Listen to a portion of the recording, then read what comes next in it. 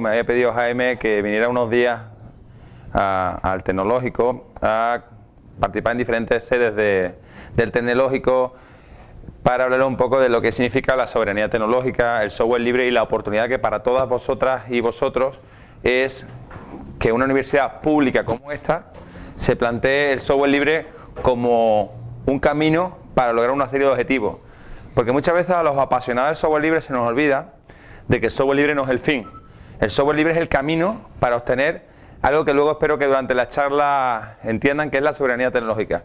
Es el camino para que muchas de vosotras y de vosotros podáis conseguir un trabajo digno, que hagáis vuestro trabajo de ingeniero y no trabajo de ayudante, iba a decir pinche, pero el pinche es un concepto español que no mexicano, que realmente uséis el potencial que la academia, que la universidad se ha brindado para ser profesionales independientes y con la capacidad de innovar, no ser únicos usuarios de una herramienta, de una marca. Y además, para los funcionarios o técnicos de la universidad, una oportunidad de usar los recursos públicos de la forma más eficientemente posible y además ser capaces de generar innovación, de generar nuevos servicios, de usar los recursos públicos que lamentablemente siempre son escasos para ponerlo al servicio de la comunidad, al servicio de la sociedad. En ese sentido, lo primero que siempre me gusta, se me ha olvidado el presentador, con lo que voy a estar todo el tiempo dando vueltas, lo primero que sí me gusta es hablar un poco de los antecedentes. El primero, las grandes compañías transnacionales de software no entienden a las administraciones públicas como destinatario final, o por lo menos no lo entendían. Entonces desarrollan aplicaciones pensando en multinacionales y en otras empresas. El ejemplo más claro es, por ejemplo, los ERP, que muchas administraciones públicas implantan ERPs en las administraciones públicas e intentan adaptar todo el funcionamiento, todos los procesos de una administración pública a como debieran funcionar una empresa. ¿Por qué? Porque lamentablemente ponen la sociedad al servicio de la tecnología y no la tecnología al servicio de la sociedad. Y es uno de los principales fallos que hoy en día tenemos con las computadoras. Queremos poner computadoras simplemente por poner computadoras, no porque sean una herramienta para ayudarnos. Pero es que además es algo importante, yo supongo que habrán sufrido sobre todo las personas que trabajan en empresas y administraciones públicas que tienen una computadora con un sistema operativo, con unas aplicaciones y les funciona bien. Pero de pronto llega una nueva versión y hay que actualizar, porque como hay que estar siempre a la última, ¿verdad? Hay que tener siempre la última versión. Eso significa un desembolso económico extra para pagar esas nuevas licencias. Pero hay algo más importante. No solo tienes que pagar una licencia de uso de ese software, sino además esa computadora que hasta ese momento te está funcionando bien, ahora ya le falta memoria RAM, le falta capacidad de ciclos de computación, le falta espacio en el disco duro, y ya no solo hay que pagar una licencia nueva de software, sino hay que pagar por un nuevo hardware. El hardware que teníamos se ha quedado obsoleto, es la obsolescencia que hablamos siempre de la tecnología en el caso del software y el hardware. Por lo tanto, no es la administración pública la que decide políticas de actualización y de cuándo va a comprar nuevas computadoras o cuándo va a comprar nuevo software. Son las transnacionales las que deciden cuándo van a sacar nuevas aplicaciones e imponen que constantemente tengamos que estar actualizando computadoras y licencias. Y lo que es peor, la parte medioambiental o ecológica, cuántas computadoras se quedan sin poder darle uso porque estos nuevos sistemas operativos, estas nuevas aplicaciones, lamentablemente hacen que ese ordenador ya se quede para nada.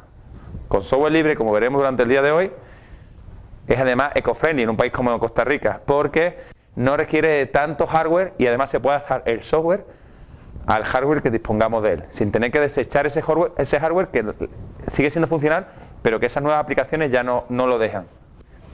Luego ocurre, Costa Rica tiene 4 universidades públicas y un montón de administraciones públicas. Constantemente estamos reinventando la rueda. Cada administración pública está comprando un software que está comprando la administración pública de al lado. Cada administración pública está limitada por un software y no avanza porque todas tienen el mismo software. Si coordináramos esfuerzos, por ejemplo en el caso de la universidad, estas 4 universidades públicas podrían estar desarrollando diferentes módulos, avanzando y teniendo nuevos servicios, porque ya no haría falta hacer un desembolso por pagar un producto que ya se desarrolló para otra universidad. Esa es otra de las desventajas de usar software privativo y de las bondades de usar software libre. Y por último, las grandes transnacionales no entendían las pequeñas administraciones públicas, las universidades públicas, como consumidores. Entonces son muy poco flexibles. Con el software libre y más viendo todos los estudiantes que hay aquí, tenemos la oportunidad de que sean nuestros propios estudiantes los que sigan desarrollando nuestros sistemas, nuestro software, nuestras aplicaciones. Pero además hay algo importante, y es el impacto que las TICs, las tecnologías de la información y las comunicaciones, tienen en la sociedad. Las TICs son el sector que mayor impacto tiene en cualquier sociedad. Según la Unión Europea, por cada euro que se invierte de las administraciones públicas, se generan otros 7 euros privados. Por cada empleo que se crea público, se generan otros 6 nuevos empleos en el sector privado. No hay ningún sector que pueda decir lo mismo. Con software libre, además, estas cifras, todavía no tenemos un estudio concreto, se ven como mínimo duplicadas. Y como igual de importante es, ¿qué es el software libre? ¿Todas y todos saben lo que es el software libre? Para mí el software libre es una oportunidad de participar en el proceso de creación colectiva mayor de la historia. Cualquier persona desde su casa, sin necesidad de estar ubicada físicamente en una u otra región, puede participar de este proceso colectivo. No es necesario que si quiero ser un buen programador, un buen desarrollador, tenga que irme a Silicon Valley o a Bangalore o a cualquiera de los polos de tecnologías que existen hoy en día. Porque cualquiera desde su casa puede participar de este proceso. Y algo muy importante, yo vengo ahora de Panamá, donde hemos tenido un encuentro centroamericano de software libre, en el que venían compañeros de todas las comunidades de Centroamérica y algunos expertos de otros países. Venían, por ejemplo, los compañeros de la comunidad de Mozilla. Para trabajar en un proyecto de comunidad no es necesario simplemente ser un buen programador. También puedes ser un beta tester, puedes ser un traductor, puedes ser un localizador. Por ejemplo, no tenemos ningún navegador privativo en guaraní, que es, como saben, la lengua oficial junto al castellano de Paraguay. Sin embargo, sí tenemos un Mozilla Firefox en guaraní, gracias al esfuerzo y el trabajo de la comunidad que desarrollan y localizan las aplicaciones. Esto es posible porque trabajamos con código abierto, con software libre. ¿Y qué es el software libre? Para mí, el software libre no es algo tecnológico, pues de hecho lo he puesto muy pequeñito. El software, las aplicaciones informáticas son lo que son, es código. Lo importante del software libre es el aspecto filosófico, político, si lo queremos entender como político y no partidista, del software libre. Es la libertad de, como les decía, de aprender, de compartir, de mejorar basándonos en el esfuerzo de otras personas. Es la oportunidad de crear de forma colectiva, sociedad. Es la oportunidad de no depender de un exclusivo proveedor que te amarra a él mismo y que siempre tienes que hacer los pasos como él te decida. ¿Qué es el software libre actualmente? La mayoría de los servidores web, como saben, Apache es software libre. Google es lo que es gracias a que toda su tecnología es software libre. Facebook, que supongo que sabrán lo que es, toda su tecnología se basa en software libre. Pixar, DreamWorks, todas las grandes multinacionales del cine usan software libre. Pero además, del top 500, o sea, de las 500 mayores computadoras del mundo, el 98,2% usa Linux. 98,2% de los 500 supercomputadores usan Linux. Y además he puesto una gráfica, no será muy bien, pero bueno, como estas transparencias las subo y las libero, como todo lo que hago con licencias libres, podrán verla y podrán incluso usar los enlaces que hay. De ese 98,2% no es que el 1,8% sea Windows. Concretamente, de las 500 supercomputadoras, solo el 0,4% usa Windows. El resto son otra serie de sistemas operativos como Unix. Sin embargo, seguimos escuchando que el software libre es algo que usan 4 personas o es algo para casa. Espero que casi todas tengan en su casa alguna versión de Linux.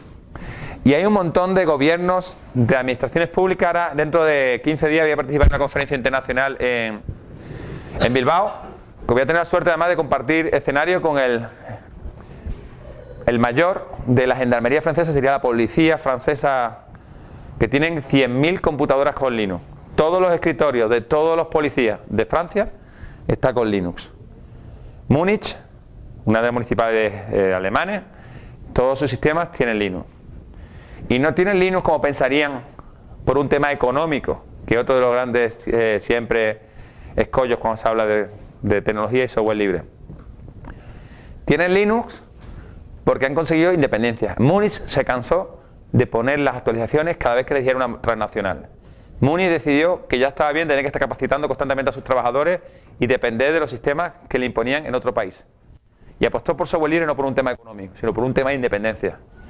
La gendarmería francesa pasó de tener 75% de incidencias a 40% de incidencias en los sistemas de soporte al usuario gracias a apostar por Linux. Pero a pesar de eso, en Múnich estuve leyendo que ahorita hay mucho choque con el software libre y más bien todos los empleados quieren que vuelvan a poner el software. Me agrada que hagas esa interacción porque siempre la digo yo, cada 2 años Microsoft, que como sabéis no es una hermanita de la caridad, saca contra Múnich, además casualmente es cada 2 años, podéis mirar toda la historia de Múnich, cada 2 años Microsoft saca un estudio, un informe, una anotación en la que dice que Múnich se vuelve a pasar Windows porque no están contentos los usuarios con Linux. Hace creo que 1 mes o 2, no más de 3, volvieron a sacar un artículo que sacan cada 2 años, una vez más patrocinado por los amigos de Microsoft, diciendo que Múnich había decidido volverse todo a Windows.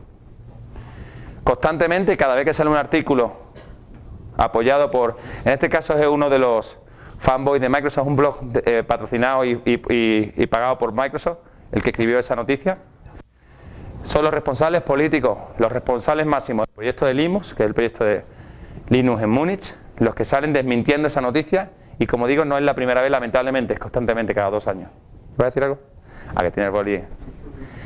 Te puedo asegurar que en Múnich llevan ya un montón de años usando software libre y no se van a cambiar incluso habiendo habido un cambio político. Es una vez más algo que se llama FUD o FAT, ¿cómo decía aquí?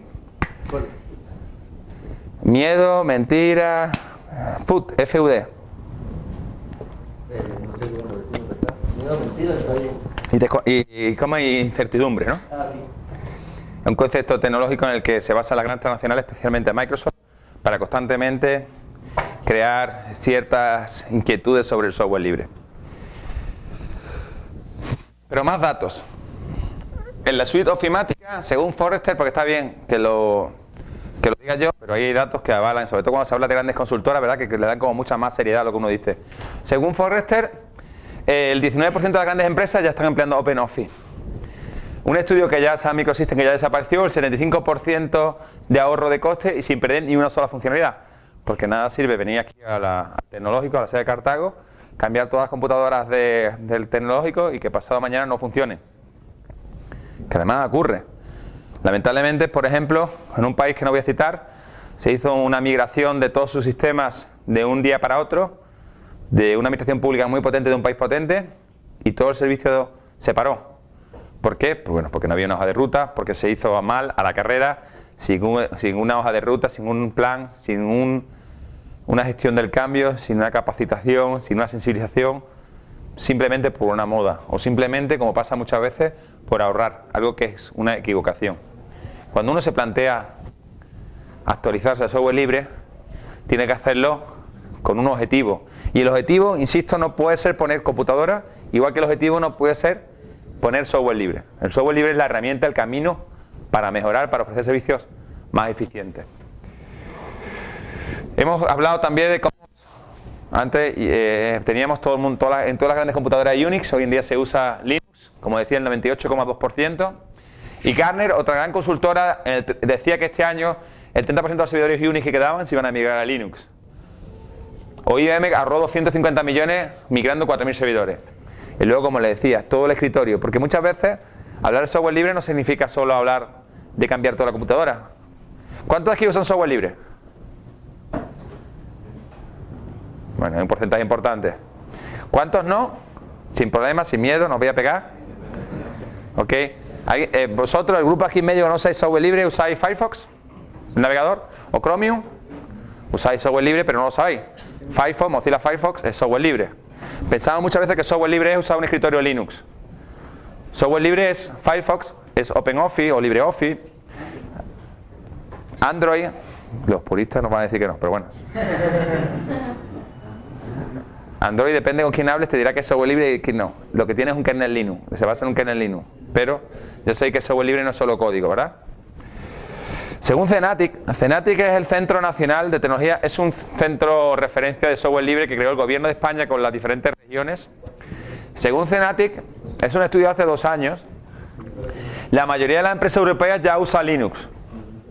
Muchas veces el problema es que donde se usa Linux, donde se usa software libre, es en la parte que nosotros no vemos, no en el escritorio, sino en los servidores. Cuando queremos ofrecer servicios robustos, que tengan alta criticidad, ahí es donde usamos software libre. De hecho, como bien dice el estudio, los programas más críticos son los pero menos a la vista, son los que todos tienen software libre. Soy estudiante de informática, ¿verdad? Aparte de algunos sois trabajadores de aquí, ¿no? De la casa. ¿Conocéis el concepto de TCO? Coste total de la propiedad. Total Cost Ownership. Mi inglés es muy malo, yo soy español y como los españoles ya saben que no hablamos bien inglés. El coste total de la propiedad es que cuando uno apuesta o compra software, el coste no solo es el software, es el tiempo que las computadoras están sin funcionar porque estamos adaptándonos a ese software, porque estamos capacitando a los profesionales para que usen ese software o están haciendo modificaciones, actualizaciones y todo eso. Ese es el coste total de la propiedad. Según ese estudio, es mucho menor el coste total de la propiedad cuando se apuesta por software libre. Y además, como dice una vez más Gartner, que me encanta que sean las grandes consultoras lo que lo diga, el alto grado de satisfacción de todos los usuarios. Ya decía que tanto la Gendarmería Francesa como el Ayuntamiento de Múnich, algo que destacan ya no solo es el ahorro. Múnich decía que ahorraba unos 4 millones de euros anuales. De esos 4 millones de euros anuales, al menos un 33% no era por licencia, era por todas las máquinas que podían seguir usando porque no hacía falta desechar hardware, que es un concepto importante. Porque, insisto, ni el software libre es el fin, ni debemos centrarnos única y exclusivamente en el tema de coste. ¿Ok? Algunas ventajas de carácter estratégico, porque también el software libre se dice que no tiene calidad, que es solo para aficionados, que es muy difícil, que no sirve para sistemas robustos. Son los proyectos que mayor número de desarrolladores tienen. Además, y esto no lo digo yo, eso de que en el software libre 0,4 errores por cada 1000 líneas de código, mientras que en el software privativo entre 20 y 30 líneas de código, eso lo dice alguien que seguro que todas y todos conocerán, que es la NSA. La Agencia de Seguridad Nacional de Estados Unidos hizo un informe hace ya unos cuantos años sobre la comparativa software libre y software privativo, y esos fueron los datos. Datos que realmente contradicen todas esas leyendas urbanas que las grandes transnacionales generan una y otra vez. Además, como saben, en software libre, en Linux, no hay virus. Y por lo tanto, no hay antivirus. Y como no hay antivirus, la computadora hace lo que nosotros queremos que haga. No nos salen pantallazos cada 2x3 diciendo, no, ¿pero está usted seguro que va a hacer no sé qué de página web o de correo electrónico, no sé cuánto, no sé qué? Además, si todas y todos son informáticos sabrán que si tenemos un antivirus corriendo, si tenemos un proceso corriendo, esa máquina está consumiendo recursos que nos están quitando para otra cosa. Ciclo de CPU, memoria, disco duro, todo eso lo consumen los antivirus. El software libre es más fácil de hackear. El software libre es más fácil de hackear. Es que lo que sucede es que hay muchas más personas que conocen el código. Sí, exactamente. Depende si es código abierto o software libre, es mucho más fácil. Repíteme tu inquietud. Más fácil de producir virus. ¿De producir virus? Pero como hay muchísimas personas mirando y sabiendo cómo funciona, porque vemos cómo funciona. Con software libre vemos el código, por lo tanto sabemos cómo funcionan las aplicaciones. Yo no sé cuántas de vosotras y vosotros, un segundo, habrán trabajado con software libre, con código de software libre, pero nadie va a ejecutar un programa en el que ponga borrar disco duro o borrar los datos de mi cuenta o todos los correos que yo mande, haga una copia y mándala a tal sitio, o todos los documentos que genere que ponga cuenta bancaria, eso cópiamelo y mándaselo a tal computadora. Pero como vamos viendo cómo funciona el código, somos capaces de entender qué están haciendo los programas, las aplicaciones, y por lo tanto no vamos a usar ningún tipo de malware, no vamos a usar ningún tipo de aplicación que vaya contra nuestros intereses. Creo que voy a decir algo por aquí. ¿Vas a decir algo? Lo que digo es que si alguien crea un virus que pueda afectar, como en Android, que ha afectado mucho. Bueno, una cosa es que alguien cree un virus y nosotros seamos inconscientes para ejecutarlo, y otro muy distinto es que lo bueno y lo malo de que las herramientas se popularicen, como es el caso de Android, es que el mercado al que yo puedo atacar es mucho mayor. Por lo tanto, si Android es el sistema operativo más usado y muchos de esos usuarios no miran el código, yo creo que casi ninguno vemos el código, es fácil colar malware, es fácil colar troyano, es fácil colar software que hace cosas. Las aplicaciones son pagas, o sea, no tienen código. Eso no es cierto. Todas las aplicaciones de software libre deben estar colgadas en algún lado del código. Todas esas aplicaciones, si fueran software libre, el problema es que estamos confundiendo, por eso decía aquí el compañero que ha dicho el de Android, ¿no? Que hay que tener cuidado porque Android usa un kernel Linux, pero no es 100% software libre. Las aplicaciones pueden no ser. Claro, las aplicaciones pueden no ser software libre y las de software libre, todas las aplicaciones de software libre, el código tiene que estar accesible.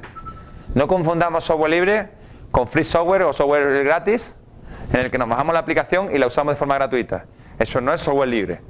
Software libre es aquellas aplicaciones que tenemos acceso a cómo funciona, a su código. Lo demás no es software libre. Y en verdad eso no sería ni software libre, sería open source o código abierto. Porque el software libre además tiene una serie de filosofías, metodologías en torno al software libre, la libertad. Lo importante no solo es acceder al código, sino toda la libertad del proceso que lleva consigo. Pero hay importancia entre el software privativo y el software libre. Como les decía, cuando uno apuesta por software privativo tiende a concentrar el conocimiento. El conocimiento está en las transnacionales, donde están los desarrolladores. Silicon Valley, el lugar donde se desarrolla software. No en el tecnológico, no en Costa Rica, no en mi casa.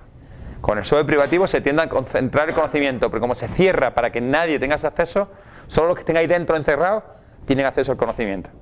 Con el software libre se universaliza el conocimiento, porque lo que pretendemos todas y todos es compartir. Y por lo tanto, esa es una importante diferencia, pero además va contra los principios y las funciones sociales de la universidad. Cuando se surgieron las universidades en la Edad Media, se pretendía que fueran ni más ni menos que entidades para universalizar el conocimiento, para generar y compartir conocimiento. Eso solo se puede hacer con un conocimiento libre, con un conocimiento accesible, no con algo que está cerrado. Y además, con software privativo se tiende a precarizar el rol. Tú eres un experto usando una herramienta, pero usas lo que yo te dé. Y hasta ahí llegas, porque ni sabes cómo funciona, ni puedes adaptar ese programa informático a tus necesidades. Ese es el rol en el que se queda el informático, el ingeniero como vosotros y que vosotras, cuando usáis software privativo. Y por supuesto, por más que le duela a muchas empresas del privativo, cuando uno apuesta por software privativo, lo que hace es una salida de divisas. Porque casi todos los software que yo conozca, famosos, ninguno se desarrolla en Costa Rica. Microsoft creo que no desarrolla en Costa Rica, más allá que pueda tener un centro de servicios. Oracle creo que no desarrolla en Costa Rica. SAP creo que no se desarrolla en Costa Rica. Se desarrolla en otros países. Y es esos países a los que se les paga la licencia de uso tan costosa para que en vez de tener mejores becas, mejores medios, podamos tener única y exclusivamente el derecho de uso de un programa. Porque hay algo también importante. Cuando decimos que me he comprado un AutoCAD o un Photoshop, estamos cometiendo un error importante. Nosotros no pagamos por comprar un producto. Pagamos por tener única y exclusivamente el derecho de uso de ese producto. Pagamos un royalty para poder usar AutoCAD. Efectivamente. ¿Ok? Y ahora me dirán todas y todos, si el software libre es tan fácil, ¿por qué todas y todos seguimos viendo que la mayoría de los funcionarios de las instituciones, de las empresas, bueno, las empresas cada día menos, usan en sus computadoras de escritorio Windows? Es más, yo cuando me reúno con autoridades de diferentes países siempre me dicen lo mismo: sí, el software libre está muy bien, pero para ti, porque yo todo el mundo lo veo en su escritorio y usa Windows. Y es que además se escuchan todas esas leyendas como de que es complicado, de que es muy técnico, inestable, que no hay soporte, que no hay formación, ¿verdad? Incluso alguna más, ¿no? ¿Qué me habéis escuchado sobre el software libre? ¿Alguna leyenda más sobre el software libre? Negativa, por supuesto. Y encima nos encontramos con esto: un montón de términos, de comunidades, de gente generando ruido que no tenemos muy claro si Ubuntu es Linux, si es software libre, si SUSE, si que es una licencia libre, que si Creative Commons, que si copyleft, conocimiento libre, Linux, GNU Linux, GNU, kernel. Que hay otro mito, que por ejemplo que con el software libre no se puede generar ingresos y dónde queda Red Hat, dónde queda... Claro, además, claro, como el software libre es gratis, que es otro mito, pues si es gratis, ¿dónde voy yo a vivir? Yo siempre digo que tengo una mala costumbre, no sé si a ustedes les pasará, seguro que sí, que tengo la mala costumbre que todos los días me gusta comer, desayunar, almorzar y cenar. Y yo me dedico a esto del software libre. Entonces, hasta ahora no me he muerto. ¿Será porque el software libre es o no es gratis? Lo debatiremos y además a mí me da para comer, para vivir. Una cosa es la libertad y el distinto es la gratuidad. ¿El software libre es gratis o no gratis? ¿Qué opinan? A ver, ¿cuántos de aquí levantan la mano? ¿Cuántos creen que el software libre es gratis? Bueno, entonces todos piensan y todas que el software libre no es gratis. ¿Correcto? No. La postura tica no me vale. Es decir, la postura tica de quedarse en medio no vale. Aquí hay que tomar partido. ¿Cuántas y cuántos creen que el software libre no es gratis? Bueno, ¿y qué es gratis el resto? ¿O no? A ver, los dos de atrás, del todo. ¿Qué es gratis o no gratis? ¿Qué es gratis? Pero no habéis levantado la mano. ¿Tú también piensas que es gratis? ¿Tú que no es gratis? ¿Es gratis o no es gratis? No es gratis. ¿Vosotros? ¿Es gratis o no es gratis? No es gratis. Bueno, yo te digo una cosa. Yo me bajo todos los días el OpenOffice y lo instalo y nadie me ha cobrado por él. El OpenOffice yo me lo bajo, el LibreOffice y me lo instalo en mi computadora y nadie me ha pedido dinero. ¿A ustedes han pedido dinero por el OpenOffice? ¿Por el LibreOffice? No. Yo he instalado en muchos sitios Zimbra. ¿Conocéis Zimbra? Zimbra es... no me salen las palabras... Es un gestor de correo electrónico y de calendario. Sería la alternativa a Exchange de Microsoft. Muchas administraciones públicas, muchos gobiernos usan Zimbra. Yo me lo he instalado y nadie me ha cobrado nada. El gobierno de Chile, por ejemplo, usa para toda la administración pública Redmine, para gestionar todo lo que es la tramitación, proyectos y tal. Si yo me lo bajo en mi casa, es gratis. Y puedo probar con él, instalármelo incluso en mi empresa. ¿Qué más? Hay miles de aplicaciones, de herramientas que incluso luego si quieren podemos ver que son gratuitas. En la Contraloría de la República usan un montón de cosas en software libre. En AIA, en Recope, aplicaciones que están disponibles en internet con su código y se le instalan. ¿Es gratis o no es gratis? Bueno, pues para mí la definición de software libre y gratuidad es la siguiente.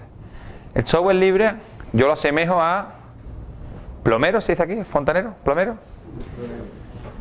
Si yo tengo un problema en mi casa con una tubería, con una cañería, y sale agua, y yo tengo los conocimientos de fontanería y tengo las herramientas, es gratuito. Yo no tengo que llamar a un profesional a que venga a arreglármelo.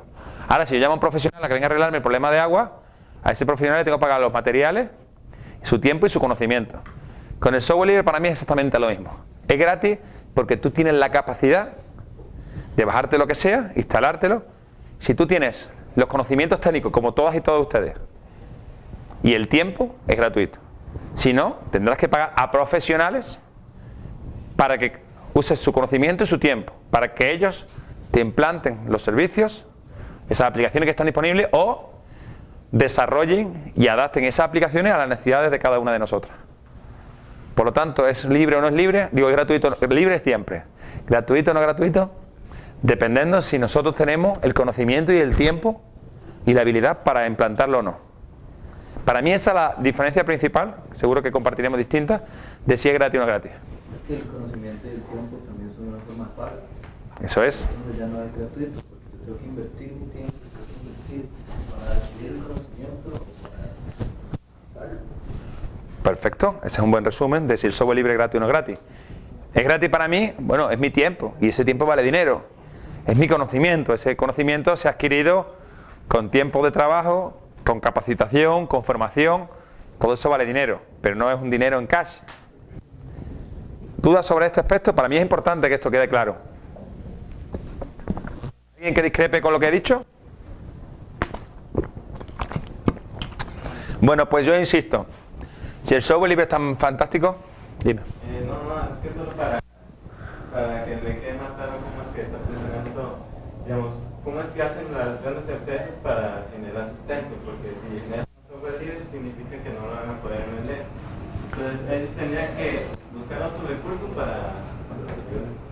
Hay un montón de... El modelo de negocio en software libre hay un montón de posibilidades, pero las grandes empresas, por ejemplo, que desarrollan software libre, tienen muchos diferentes modelos. Uno de ellos, por ejemplo, con licencia dual.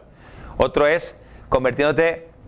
Si tú desarrollas una aplicación para abrir puertas y la liberas, cualquier administración pública, cualquier universidad, por ejemplo, que quiera abrir esa puerta con tu software, lo puede descargar y lo puede usar. Pero si yo quiero ampliar esa aplicación o quiero usar esa aplicación en toda su potencia, ¿quién voy a contratar? ¿A este muchacho o a ti? La aplicación la has desarrollado tú y es una aplicación para abrir esa puerta. Tú la has liberado, es decir, el software lo has liberado. ¿A quién crees tú que yo, como responsable del tecnológico, que necesito mejorar esa aplicación, voy a contratar? ¿A este muchacho que tiene la capacidad técnica o a ti que tiene la capacidad técnica y todo el conocimiento? Por lo tanto, ya es una oportunidad para ti para colocarte en un escaparate internacional a la hora de demostrar cuáles son tu valía y tus productos y tus servicios. Otra forma de ganar servicio es la aplicación muy sencilla, yo la entiendo, pero necesito que me capacites a usar esa aplicación. ¿A quién llamo? Cualquiera de ellos puede acceder al código y se puede ser un experto usándola, pero tú ya tienes toda la expertise y el conocimiento. Te contrato a ti para que capacites a mis profesionales de esta universidad a usar ese programa para abrir puertas. Es otro de los modelos de negocio en torno al software libre. Un modelo de soporte, como funciona por ejemplo Red Hat, en el que yo le pago a Red Hat incluso unas cantidades muy importantes.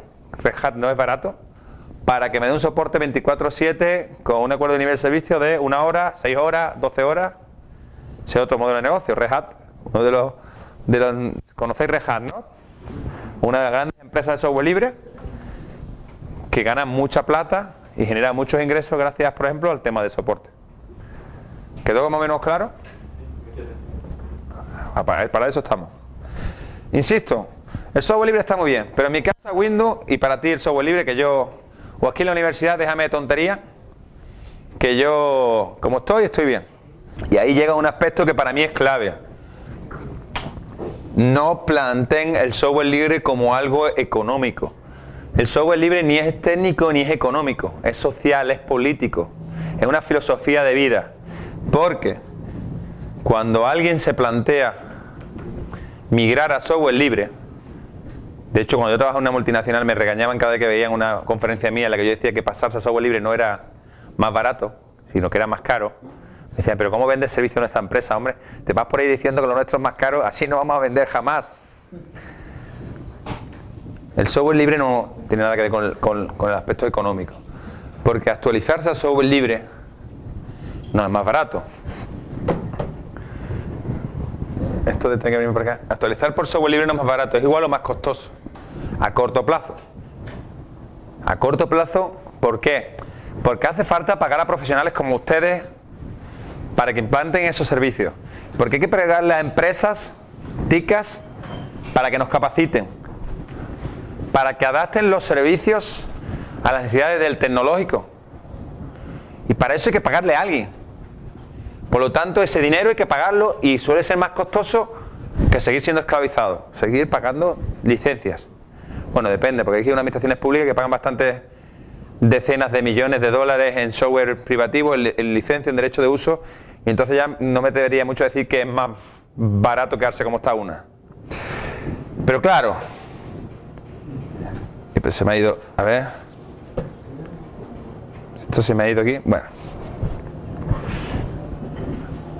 Lo que era un gasto se convierte en una inversión. ¿Qué significa eso? Que toda esa parte que está en lila, la de licencias, ahora se destina a formación, a soporte, asistencia de usuarios, y lo que antes era una salida de divisas, pagarle a revendedores en este país o directamente, como pasa en Costa Rica, a Microsoft de Estados Unidos, ahora se convierte en pagarle a un montón de empresas ticas o a profesionales para que nos implanten, nos adapten. Lo que era un gasto, salida de divisas, pagar un derecho de uso, se convierte en una inversión. Porque todas y todos vosotros, a los que contratemos, van a adaptar las tecnologías a nuestras necesidades. Van a capacitarnos para usar las tecnologías. Y realmente esa es la clave de apostar por software libre. Ese estudio de la Unión Europea decía el ahorro que significaba y el alto retorno de inversión. Porque esa inversión se queda, no es un simple gasto. Pero es más, de ahí tenemos una herramienta para, sobre todo para los que trabajáis en diferentes administraciones públicas. Abajo tenéis la herramienta Cálculo TCO en la que si ponéis vuestro parqué informático, vuestro perfil de usuario, vuestra licencia, Él calcula cuánto os cuesta manteneros como estáis y cuánto cuesta contratar a servicios de empresas para que adapten vuestros sistemas a software libre. Y aquí fue cuando yo empecé a entender que mi vocabulario, mi semántica no era correcta. Yo hablaba, como supongo que habrán escuchado muchas veces ustedes, hablaba de migración a software libre. Es más, no sé si lo verán, pero arriba pone evaluación de en un periodo de 5 años. Migrar el escritorio a software libre vale 1.800.000 euros. Actualizar a software privativo vale 3,5 millones. Migrar a software libre vale 1.800.000. Actualizar a software privativo 3,5 millones. Evidentemente, si habláramos de dinero, sería más fácil migrar a software libre 1,5 millones o 1.800.000. Pero estamos usando incorrectamente el lenguaje. Hablamos de migrar a software libre. ¿Qué significa migrar? Quedarnos como estamos y realizar un esfuerzo. La connotación de migrar es pasar a otro sitio para estar igual que estamos con un esfuerzo. Mientras que cuando hablamos de actualizar, es mejorar, es update, es upgrade, es como cuando uno sube el avión, ¿no? Un upgrade es pasarse a una primera clase. Pero espero que compartan conmigo durante el rato que estamos hablando de que cuando uno se migra a software libre, en verdad se actualiza a software libre. Ya no solo por todos los valores de libertad que tiene el software libre, sino porque desaparece eso que hablábamos antes, los antivirus, desaparecen los pantallazos azul, desaparecen un montón de cosas. Por lo tanto hay que saber usar el lenguaje de forma correcta. Cuando uno se pasa a software libre, se actualiza a software libre. ¿Se entiende el concepto? Ok. Insisto. También hay antivirus libres. Sí, para los sistemas privativos que conviven con los sistemas libres. Yo no conozco antivirus que se usen para software libre. La mayoría de los servidores que usan... O sea, el usuario es el que verifica si no hay o no. Claro, efectivamente, el propio usuario de los sistemas es el que verifica si tiene virus o no. Cuando uno apuesta por software libre, la inversión inicial es importante. Por eso, porque hay que adaptar los sistemas. Porque ustedes sois profesionales del TEC, ¿no? Porque hay que capacitaros para que sepáis usar las herramientas que no manejabais en ese momento. Y eso es una inversión inicial. Pero una vez que existe esa transferencia, esa transferencia de tecnología, del conocimiento, ustedes ya estáis capacitados para usar el software libre. Por lo tanto, esa inversión se hizo y se quedó, no es un gasto. Cuando uno apuesta por software libre, hay una inversión importante, un esfuerzo inicial importante, pero luego se va reduciendo. Mientras que con software privativo, el gasto crece con respecto al número de usuarios, con respecto al número de computadoras.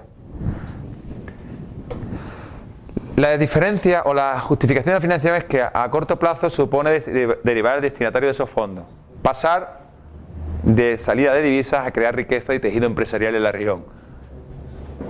Según CENATIC, que daba bastantes razones, esta era un resumen de 10 razones principales, al liberar software, la administración pública reduce su déficit, aporta valor al sector privado, especialmente a las empresas TIC locales, favorece la competitividad y contribuye al desarrollo de una economía sostenible basada en el conocimiento y la innovación abierta. Esto puede quedar más o menos bonito, pero sí que hay algo que es clave. Aunque no haya profesionales suficientes en Costa Rica, algo que no me creo, porque como ya saben, Costa Rica dentro de los países de la región, yo diría incluso el continente, uno de los países que más ingenieros altamente cualificados genera. Otros países que tienen gran déficit de profesionales y tienen bastantes problemas en eso. Aunque no hubiera profesionales aquí suficientemente capacitados para software libre, algo que sería triste, si viene un profesional de afuera para hacer un servicio, una implantación aquí, esa persona, como es mi caso ahora, usa un hotel, come, consume servicios de las empresas, aunque sea de cafetería, ya, aunque sea $1, $1, es $1, $1 que se está quedando aquí. Si yo me traigo un equipo mío a trabajar aquí de otros países, esa gente consume un hotel, consume un restaurante. Transfiere conocimiento, porque lo importante y lo bonito del software libre es compartir. No conozcan ningún profesional, ninguna comunidad de software libre que alguien se acerque a preguntarle, a cuestionarle cosas y cierren el conocimiento. Todo lo contrario, comparten el conocimiento. Si tú atraes cualquier proyecto de comunidad de software libre y participas en él, rápidamente toda la comunidad comparte contigo conocimiento. ¿Ok? Claro, luego llega el otro concepto que en este país es muy conocido, que es el tema de la neutralidad. Neutralidad tecnológica, ¿lo habéis escuchado? constantemente se escucha hablar a responsables técnicos y a responsables políticos de neutralidad tecnológica. Este país se hizo muy famoso por muchas cosas, entre otros por el tema del turismo, ¿verdad? Pero también porque fue de los países que más demostraron la importancia de la neutralidad tecnológica. La anterior presidenta de este país, doña Laura Chinchilla, cuando era diputada, quiso impulsar una ley de software libre en este país. Cuando salió elegida presidenta, inmediatamente, nada más que salir elegida presidenta, dijo que no se podía impulsar una ley de software libre en este país porque este país era neutral. Este país apostaba por la neutralidad tecnológica. Suena bien, ¿no? Neutralidad tecnológica. Solo hay un pequeño problema, que es una falacia inventada por las transnacionales norteamericanas. La tecnología no puede ser neutral. Igual que los ejércitos, en este caso no lo hay, no pueden ser neutrales. Defienden la soberanía territorial de su país. Yo no conozco ningún país, y hoy en día lamentablemente escuchamos muchos conflictos armados, en que los ejércitos se quedan inmunes ante lo que conflictos porque son neutrales. La tecnología no es neutral, es estratégica. Y por lo tanto, hay que usarla en favor de los ciudadanos y ciudadanas de cada país. Nuestros representantes elegidos democráticamente, igual que nuestros responsables técnicos o tecnológicos, tienen que usar los recursos públicos de la forma más eficientemente posible. Nadie es neutral. Por acción o por inacción se toma parte. Si yo con mis conocimientos o con mi poder que me ha dado el pueblo no soy capaz de tomar partido y decidir por una tecnología que es mejor para mi pueblo, yo tampoco soy neutral. Estoy tomando partido en contra de los intereses de la ciudadanía de Costa Rica. Por lo tanto, la tecnología no puede ser neutral. Es una falacia inventada por las administraciones públicas contra los representantes políticos cada vez que alguno decide apostar por su pueblo, apostar por su ciudadanía. En un montón de países en el que nos hemos reunido con el presidente de ese país ha entendido perfectamente lo que era la soberanía tecnológica, el apropiarse del conocimiento y usarlo para su pueblo, no ser un simple usuario de tecnología. Y le han llegado las transnacionales y le han explicado ese concepto de neutralidad tecnológica. En algunos casos han sido engañados y en otros, bueno, pues ya saben lo que pasa en muchos países, ¿no? La corrupción y otras mil historias. Por ejemplo, el tema que ocurre también con mucha frecuencia en responsables tecnológicos, entiendo que aquí no, en el que se le invitan a viajes a Hawái, a sitios así tan interesantes, a capacitarlo en herramientas de Microsoft. Eso es muy típico, sobre todo en los lugares donde se apuesta por Microsoft. Si en un momento dicen que van a apostar por software libre, lo digo por si lo quieren usar algunos o algunas, dicen que van a apostar por software libre y rápidamente llega Microsoft y le regala computadoras y algunos le regalan laptops para que sepan lo que es Windows, incluso se los llevan a capacitarlos a Hawái. No sé si alguno de ustedes o de por allí, los más mayores, lo han, pero si no, yo les invito a que hablen mucho de software libre, verá cómo viene de Microsoft y le invitan a un curso a Hawái. Algunos, en Costa Rica concretamente, más que a Hawái, los invitan a Washington. Y esto no es una invención. A Washington suelen invitarlos para capacitarlos allí, luego tiran fotos y se las suben en Facebook diciendo que están capacitando gracias a Microsoft en Washington. La tecnología no es neutral. Los responsables políticos tienen la obligación de usar los recursos públicos de la forma más eficiente. Y los responsables técnicos o los técnicos como vosotros de poner la tecnología al servicio de la sociedad. Porque muchas veces se nos olvida, y yo soy funcionario público bastantes años, de que mi misión como responsable o técnico de una administración pública no es desarrollar diferentes algoritmos, ni grandes webs, ni grandes interfaces gráficas. Mi misión como funcionario público en tecnología, para lo que me he capacitado, es poner los recursos públicos o usarlos de la forma más eficiente. Se nos olvida constantemente y muchas veces entramos en la competición con otros departamentos, con otras instituciones de a ver quién hace la mejor página web o a ver quién hace el algoritmo mejor de compresión. Eso en las empresas privadas y en la I+D+I. Como técnicos de una administración pública, nuestra obligación es, con nuestro conocimiento y para lo que hemos capacitado, usar la tecnología de la forma más eficientemente posible. Y se ha demostrado, y los ejemplos hay en todos los países del mundo, incluso universidades, que las tecnologías más eficientes suelen ser, en la mayoría de los casos, con software libre. Por lo tanto, la neutralidad tecnológica es una falacia inventada por las transnacionales para convencer, o por lo menos para que se dejen convencer nuestros responsables políticos, nuestros responsables técnicos. Neutralidad sí, neutralidad comercial, algo que no se cumple jamás. las leyes de contrataciones públicas de todos los países en los que he trabajado, todas ponen clara y textualmente que ningún llamado, ningún concurso público, ninguna licitación se pueden poner marcas.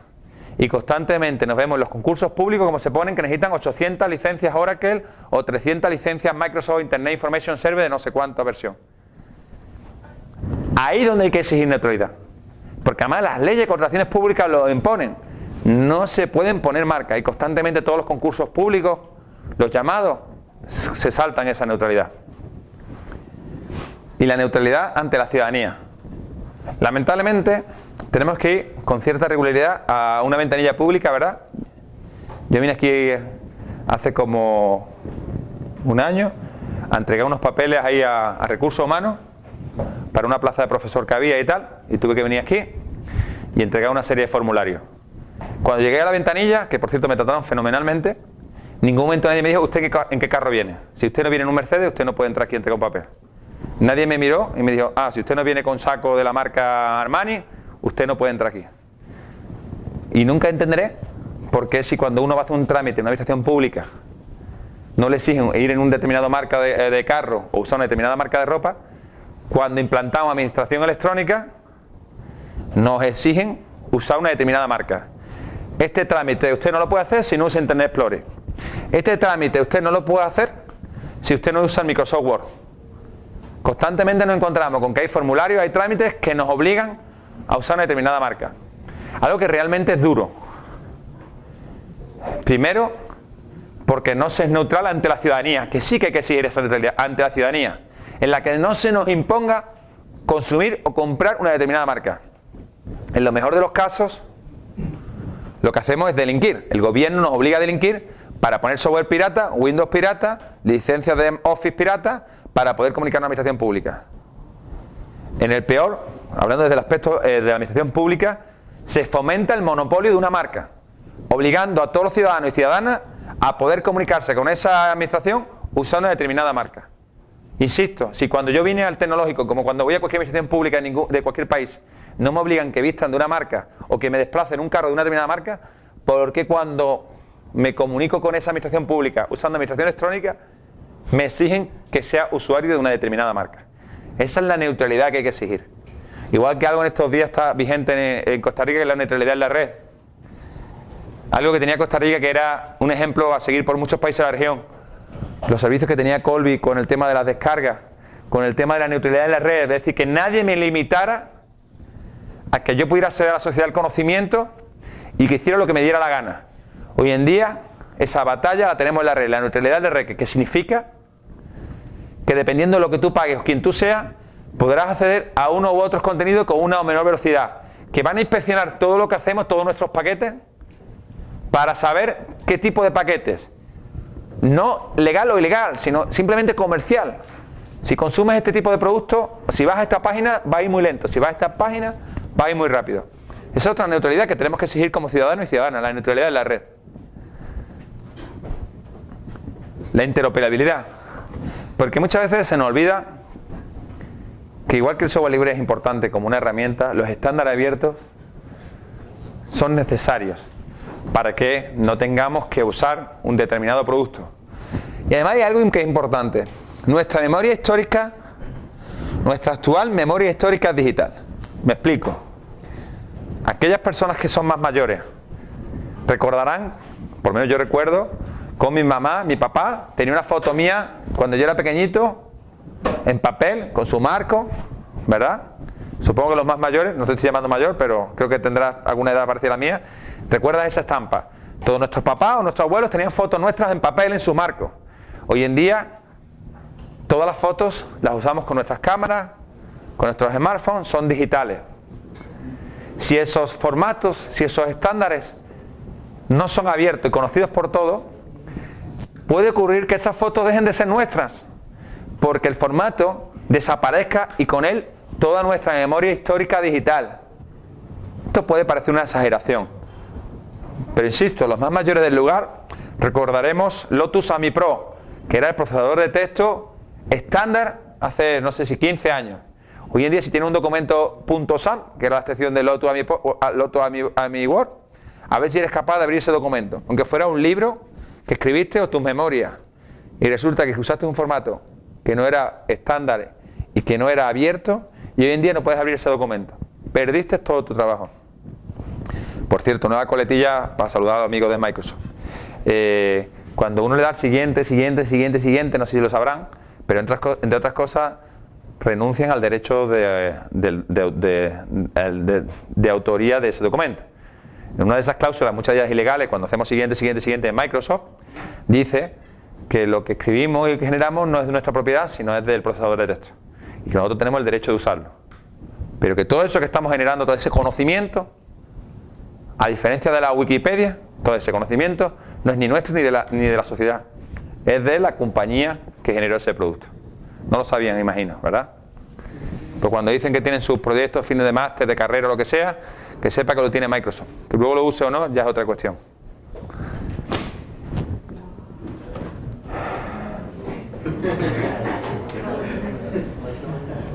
¿Me centro en la metodología?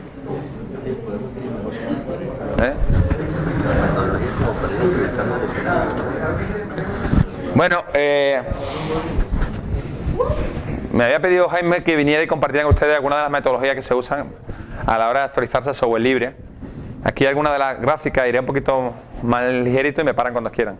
Algunos de los beneficios que supone actualizarse el software libre con una hoja de ruta es que tú decides cuando te migras, cuando te actualizas. Y no la transnacional cuando pasa el Windows 98 al Windows 2000 o al Windows ME ese, ¿verdad? Que fue, bueno, es que dice que fue un sistema operativo, o el Windows Vista, que creo que también decían que era un sistema operativo. Directamente eres tú que decides cuándo te vas a actualizar. Porque además ocurre muchas veces, una vez más para los compañeros de tecnología de aquí, de que es un desastre administrar el parque informático porque el propio proveedor de hardware te trae las computadoras con sistemas operativos diversos dependiendo de cuándo compres esas computadoras. Y te encuentras que o bien tienes que estar constantemente actualizando esas computadoras y poniendo el que tú ya tienes más o menos unificado, o que tienes computadoras con el Windows XP, con el Milenio, con el Vista y con el 8 o el 14. Porque incluso el proveedor de hardware que decide qué sistema operativo vas a usar tú, no tú, ni tus políticas tecnológicas. ¿Se entiende, verdad? Es más, ahora hace poco ya sabéis, ¿no?, que Windows XP ha dicho Microsoft que ya no le da soporte. Y hay un montón de gente, entre otros varias entidades financieras mundialmente famosas, que han dicho: todos nuestros cajeros, todos nuestros sistemas están hechos en Windows XP, ¿ahora qué hacemos? Pasar por caja. Están pagando para que Microsoft, de forma puntual y por lo tanto bien honorosa, les dé soporte a esas computadoras que tienen. Hay otro ejemplo muy divertido que es el gobierno de Corea. Corea del Sur, que además es una de las nuevas colonizadoras tecnológicas, ¿verdad? Aquí creo que le regalaron Merlin gratis. Los que son más viejos sabrán, y los que están trabajando en administraciones públicas, que el gobierno de Corea le regaló al gobierno de Costa Rica Merlin, que es el sistema ese. Le regaló, pero llevan ya gastado 16 millones de dólares y todavía no funciona al 100%. Pero Corea le regaló al gobierno de Costa Rica Merlin. Súper interesantísimo. Costa Rica, no, Corea del Sur, que es el número uno, eso hay que reconocerse, la administración electrónica, apostó hace mucho por Microsoft y por ActiveX. No sé si se les sonará que había una tecnología que se llamaba ActiveX, ¿no? ActiveX. Toda la administración electrónica de Corea funcionaba en ActiveX. De pronto Microsoft decidió que ya eso había que descontinuarlo, que es la forma bonita de decirle que lo dejan o lo abandonan el proyecto. Lo descontinuaron y claro, el gobierno de Corea les dijo que habían desarrollado todo el modelo de administración electrónica del país, uno de los número uno desde hace muchos años de administración electrónica, basada en ActiveX. ¿Y ahora qué pasa? ¿Ahora qué pasa? Pues Microsoft le dijo: a mí qué me cuenta, yo soy una empresa con ánimo de lucro, usted es un país, si usted decide apostar por una tecnología que ya hemos decidido nosotros, que estratégicamente no nos interesa, allá usted. Y tuvo que rehacer todos los procesos de administración electrónica y una inversión importante en plata para cambiar su administración electrónica. ¿Ok? Bueno, pues realmente los beneficios de pasar por software libre, y esto es una metodología que llevo y que les dejo a su disposición, es una consultoría tecnológica previa. Yo no sé, seguro que el tecnológico funciona fenomenal y así pasa. Pero la mayoría de administraciones públicas en las que yo he estado no tienen el 100% del parque tecnológico inventariado. Hay computadoras que no tienen constancia de si están o no están, si ya están funcionando o ya hace tiempo que le heredaron, porque las computadoras de las administraciones públicas se van heredando, ¿verdad? Las más grandes siempre las tienen los jefes, luego van pasando y cuando te das cuenta ya no sabes ni dónde está esa computadora, pues ya dejó de funcionar. ¿Cuántas impresoras, cuántos switches, cuánto todo? Cuando se actualiza software libre, si se hace bien, lo primero que se hace es una consultoría completa, tanto de hardware como de software. y aparecen computadoras que tienen un montón de vídeos, computadoras que tienen programas ahí funcionando. Ayer nos decían que había una administración, no me acuerdo cuál, que pagaba un montón de plata, creo que era $1 millón. ¿No era a ti? Si no, fue por la noche. $1 millón creo que era, por una aplicación que no usaban, o que usaban un 10% de su potencial. Y pagaban todos los años $1 millón por una aplicación que estaba ahí, que se compró en su momento, pero que no se usaba. Pero todas vosotras pagan por ese $1 millón, porque al final sale de las arcas públicas. Luego, en el IZA, ¿no? Aunque sea $1 por persona, imaginemos, $1 es por lo menos para media botellita de agua. Estaba aquí. El que estábamos pagando, no porque un responsable tecnológico en el IZA o sea donde sea, decidió que esa aplicación es mejor. Estamos pagando porque alguien, por una moda, dijo, esto hay que comprarlo. Y no se ha vuelto a usar, no se sabe si estaba ahí, pero todos los meses o todos los años, $1 millón o dos, creo que eran 2 millones. $2 millones que se pagan, que nos podríamos ahorrar al menos $1 cada uno, ¿no?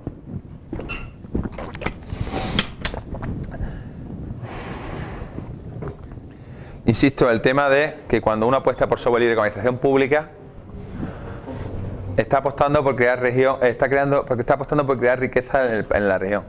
Y hay algo importante. Cuando uno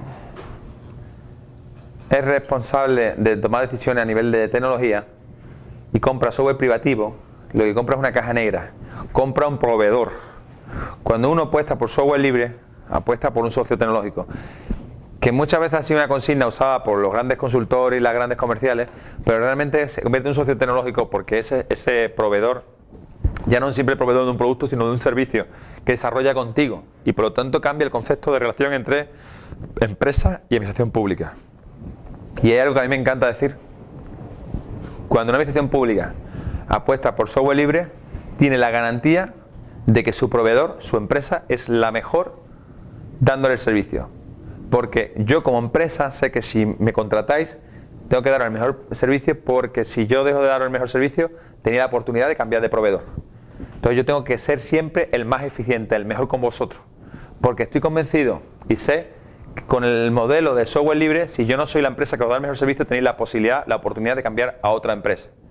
Con software privativo ya sabemos, tendréis que pasar por el aro y constantemente dependiendo de mí. Sobre todo si mi producto ya está muy implantado y es muy maduro. Hay un caso en Costa Rica, como decía Jaime, tengo la suerte de haber estado ya bastante tiempo en Costa Rica y conocer más o menos algunas empresas e instituciones. Hay una empresa en Costa Rica que salió de una administración pública, con profesionales de administración pública, y que durante 10-12 años desarrolló un producto exclusivo para esa administración pública que ya es imposible quitar de ahí, por la que cobró un montón de plata, y que no solo se cobró un montón de plata, es que hubo un montón de recursos públicos de profesionales de la administración pública que aportaron su conocimiento para que esa aplicación creciera.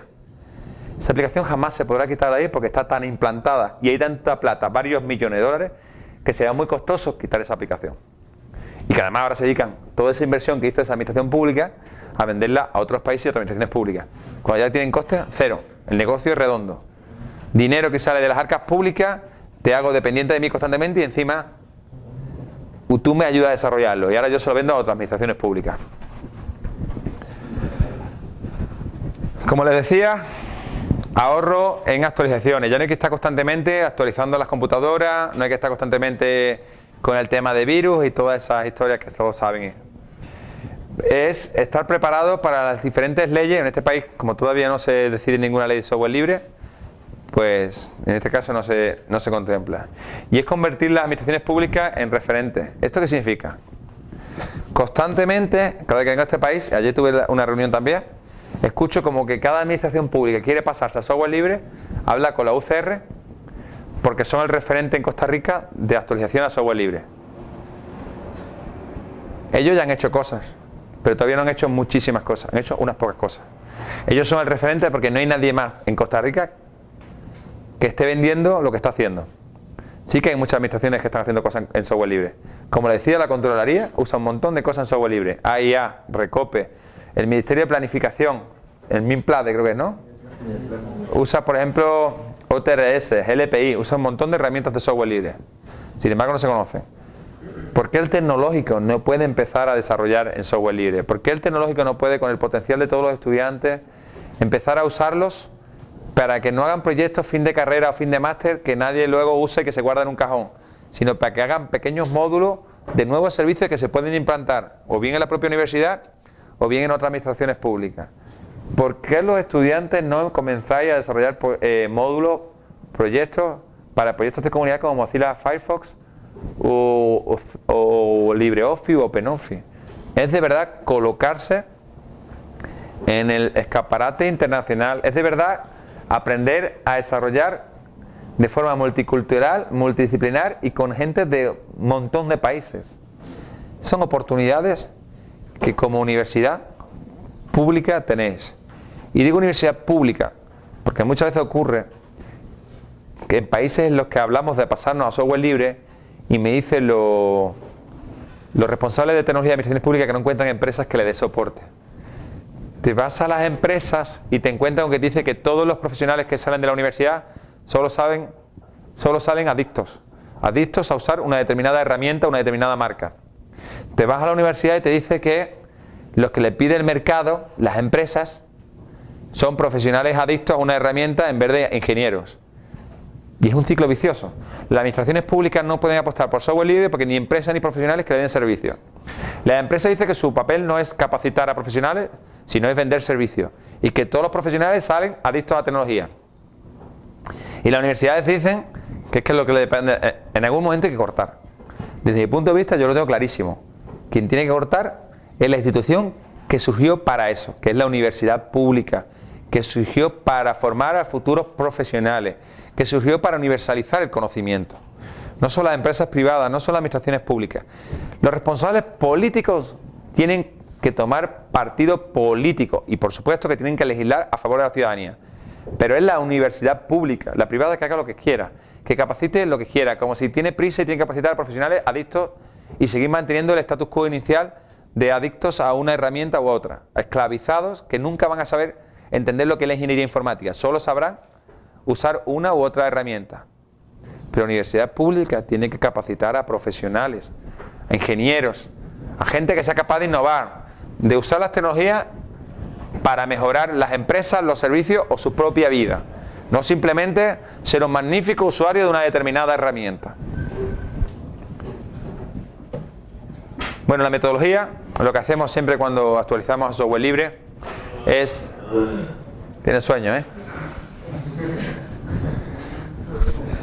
Es elaborar todo un plan de migración o actualización, tener reuniones con todos los responsables, porque muchas veces el miedo es a que el proceso se pueda romper algo o pueda fastidiar alguna cosa que está funcionando.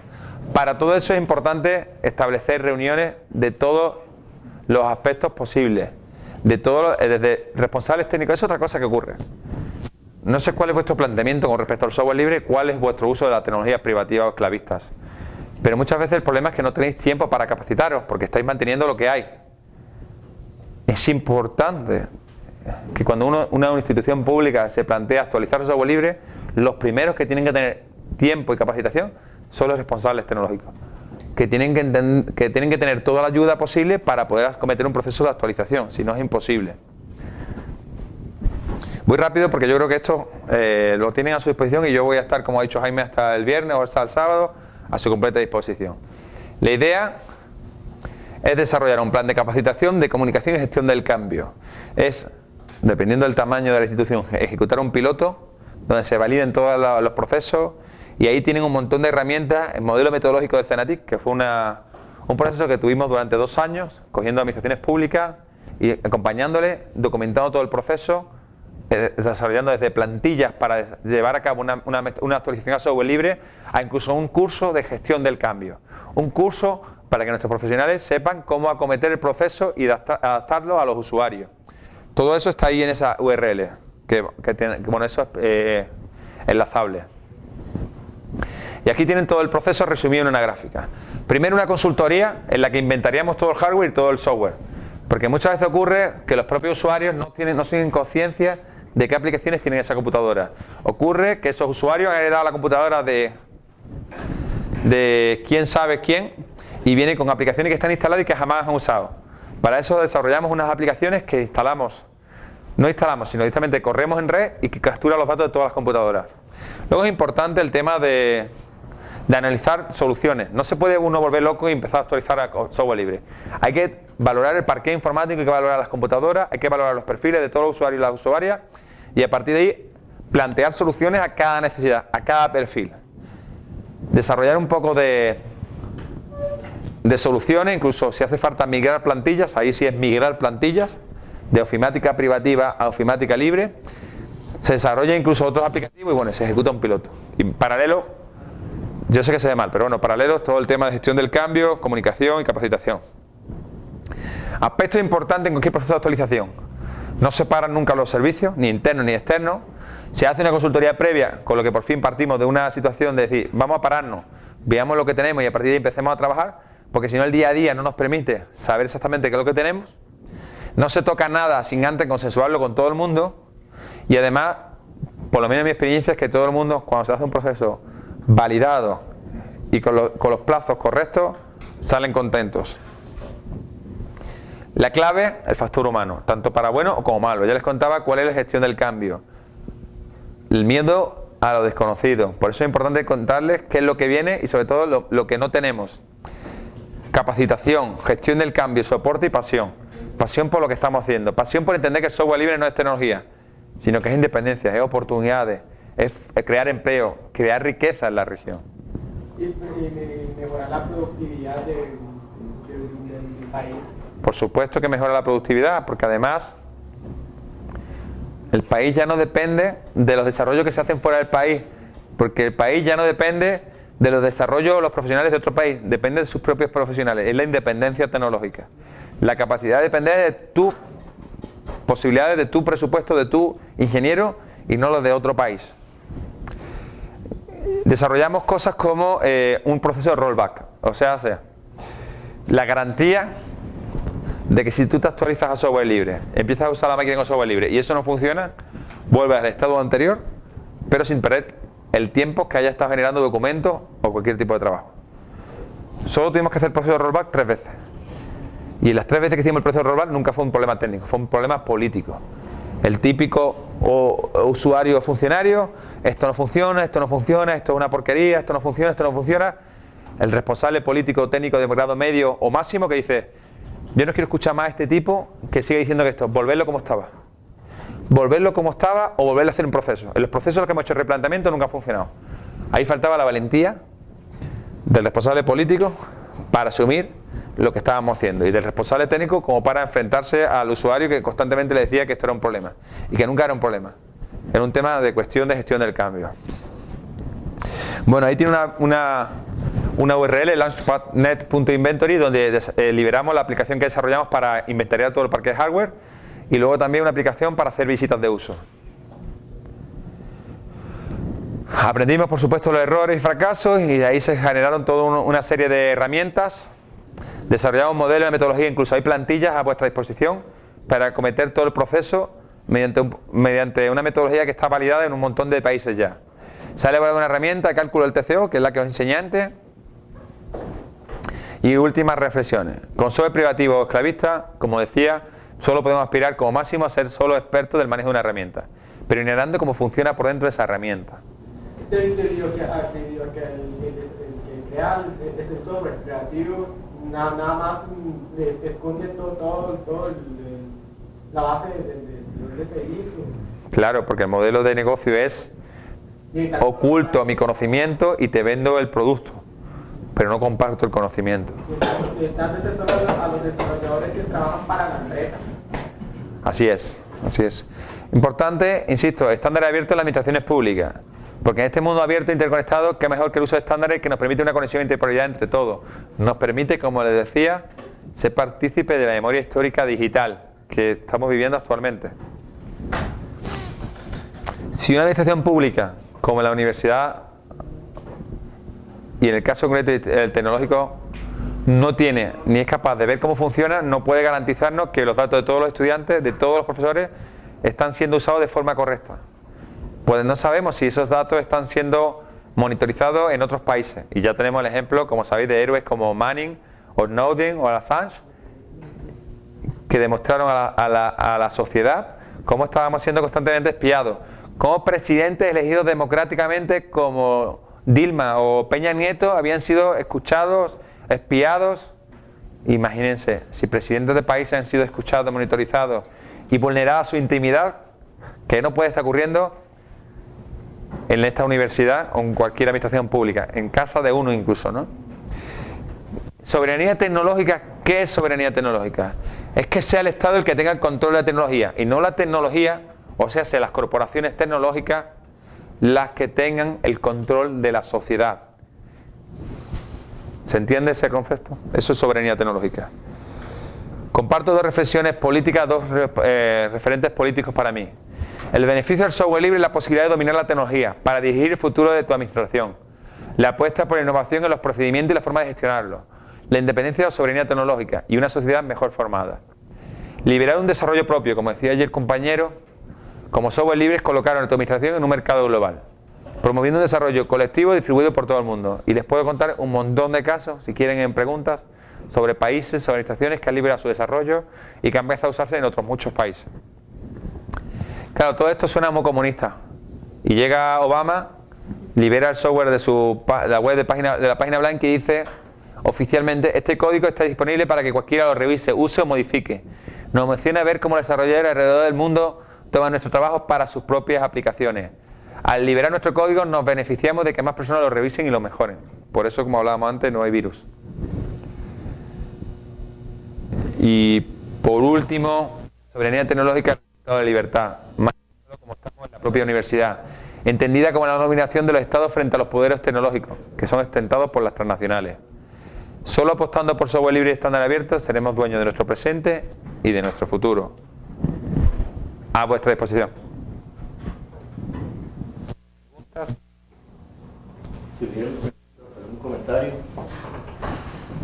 Siendo muy realista, ¿usted cree que lleguemos a un día en el que cuando tenemos un laptop venga con Linux? No solo lo creo, sino que es una realidad en algunos países. Es más, el gobierno de Andalucía, la región donde yo vengo, que es una de las regiones más pobres de Europa, todas las computadoras que se compran en los colegios, tenemos alrededor de 600.000 computadoras, todas vienen con Linux. Y no solo vienen con Linux, sino que vienen certificadas para que esas computadoras funcionen en Linux. Es más, gracias a las políticas, porque hablamos de políticas, Toshiba, que fue uno de los principales suministradores de computadoras, tuvo que montar una planta de certificación y de adaptación de sus componentes en Andalucía para poder certificar todas sus computadoras. No porque el gobierno les obligara, sino porque para ello era rentable tener allí gente trabajando y certificando sus computadoras. Hay proveedores en muchos países que venden sus computadoras con Linux, pero lamentablemente sí es cierto de que la tiranía y el yugo tecnológico lo seguimos sufriendo y que en muchos países es muy difícil comprarse una computadora sin que venga con una licencia. Una licencia como mi computadora, que es muy... Lo mío sí que fue divertido. Sabéis que todas las computadoras le vienen con una pegatina debajo de Windows, ¿verdad? Que aunque tú no vayas a usar, has pagado la licencia. En el caso de la mía, yo buscaba y ¿dónde estará la licencia de esta computadora? Porque como yo la he pagado, me la venden por fuerza con Windows, aunque jamás he arrancado Windows, pero me la venden. Y esto era súper divertido, está aquí, en el cargador. Viene la licencia de Windows que yo he pagado sin usar jamás. Esta es la licencia de Windows 7 Home Prem OA for Asus. He pagado, o ha pagado el proveedor, una licencia que yo jamás he usado. Y que además, si mi computadora se estropea y la mando a reparar, te van a decir que, como has puesto tu sistema operativo, que ya no has perdido la garantía, algo que es ilegal. Es más, hay varios procesos en España, lo que pasa es que yo paso muy poco tiempo en España, en el que si tú le pides a tu proveedor que te devuelva el dinero de la licencia porque tú no has hecho uso, te devuelven. Conozco muchos casos de personas que han pedido vía judicial la devolución de la licencia y se la han devuelto. ¿Usted piensa que los usuarios no técnicos están preparados para recibir Linux? En Extremadura y en Andalucía, todos los niños cuando se acercan a una computadora por primera vez en su vida, lo hacen con Guadalinux o con Linux, que son los Linux que usamos en Andalucía y Extremadura, y cuando incluso les dimos computadora, llegaron a casa y sus padres que nunca habían usado una computadora lo usaban con Linux. No solo eso, sino que la curva de aprendizaje es mucho menor usando software libre que software privativo. El problema es que siempre hemos usado, en la mayoría de los casos, software privativo y nos hemos acostumbrado a eso. Es más, en centros de alfabetización tecnológica, lo que le llaman telecentros, mayores que no saben ni escribir ni hablar, su primer contacto fue con software libre en esos centros y aprendieron a usar una computadora con software libre. La cuestión es más que si el usuario está preparado, es si los responsables políticos y técnicos tienen la valentía para llevarlo a cabo. Porque muchas veces ocurre, lo hablábamos también ayer en la asamblea, en el que yo como responsable tecnológico prefiero comprar una consultora o una gran licencia que si me equivoco, yo diré, yo aposté por la consultora tal o yo aposté por Oracle. Si falla, ahora si tú apuestas por software libre y fallas, te dice, ¿lo ves? Por hacer experimentos. Si hubieras comprado la licencia, no hubiera pasado estas cosas. Pero bueno, insisto, hoy en día el software libre acaba con la corrupción porque es transparente, porque evita todas las comisiones de intermediación. Pero además no es un problema técnico, es un tema político. Hoy en día hay soluciones a casi todo. A todo no hay, y si dijera que hay a todo, os engañaría. Por ejemplo, no hay una solución real al AutoCAD. No existe una alternativa a AutoCAD. Pero como AutoCAD hay muy poquitas cosas en las que no existen alternativas reales. En casi todo hay alternativas reales. El problema es tener la valentía para decir, ahora tomo yo la rienda de la tecnología y les pongo al servicio de la sociedad. Dejo de ser consumista y comienzo a generar innovación, ingeniería, innovación abierta. Te digo, países como Brasil son eminentes y son el uso del software libre es masivo. Regiones como Andalucía, Extremadura, Venezuela, Ecuador, son países que ya decidieron que había que cambiar el status quo, que ya estaba bien de ser simples consumidores, usuarios, y asumían el rol activo de dominar la tecnología. No es fácil, por supuesto que no. Actualizar a software libre no es sencillo, porque tienes sobre todo que bretear, ¿se dice? Bretear con el factor humano. Con el factor humano que tienes enfrente y con el tuyo mismo, porque tienes que explicarle a tus responsables máximos que te tienes que capacitar, que tú no tienes la capacidad y hay que asumirlo. Yo no tengo la capacidad para saber de todo. Lo que yo llevo haciendo estos últimos años es usar esta tecnología. Me tienes que ayudar, o poniéndome profesionales o capacitándote. Pero igual que nadie se plantea, oye, estos son 10 millones de dólares en licencia y los paga, ¿por qué constantemente nos pasa en todas las administraciones públicas que para sacar 100.000 dólares para contratar soporte o capacitadores hay problemas? Ahora, para seguir pagando 10, 12 millones de dólares en licencia no hay ningún tipo de problema.